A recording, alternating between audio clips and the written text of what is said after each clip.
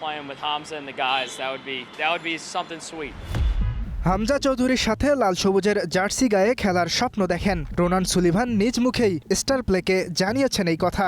বাংলাদেশের ক্যাপ্টেন জামাল ভুঁইয়া বলেছেন, সান মারিনোর বিপক্ষেই জাতীয় দলের হয়ে খেলার জন্য প্রস্তুত Ronan. He should be called up for the next camp. কিন্তু বাফুফে হামজা সমিতের সাথে নয়, রোনানকে খেলাতে চাচ্ছে দ্বিতীয় সারির দলে, যে দলটা যাবে মালদ্বীপে 4 জাতির টুর্নামেন্ট খেলতে। আর বাফুফের সেই প্রস্তাব ফিরিয়ে দিয়েছেন রোনান ও ডেকলান সুলিভান।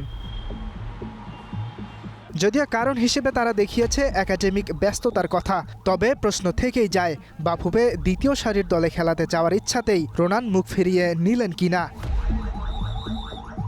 সাফের বয়সভিত্তিক দলে খেলে নজর কেড়েছিলেন যুক্তরাষ্ট্র প্রবাসী এই দুই ভাই। এরপর থেকেই ফুটবল ফ্যানরা অপেক্ষায় ছিলেন আবার কবে তাদের দেখা যাবে লাল সবুজের জার্সিতে। তবে এখনই সেই সুযোগ মিলছে না।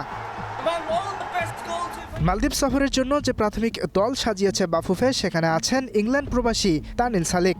তবে আরেক প্রবাসী কিউবা মিচেল আছেন কিনা তা নিশ্চিত হওয়া যায়নি। এর আগে জাতীয় দলের হয়ে অভিষেক হয়েছিল কিউবার, তবে দেয়া হয়নি পর্যাপ্ত প্লেইং টাইম। চলতি মাসের 24 তারিখ মালদ্বীপ সফরের জন্য ক্যাম্প শুরু করবে বাংলাদেশ। সবকিছু ঠিক থাকলে 30 তারিখ রওনা হবে মালদ্বীপের উদ্দেশ্যে। ইয়াসির আরাফাত সবুজ, স্টার প্লে।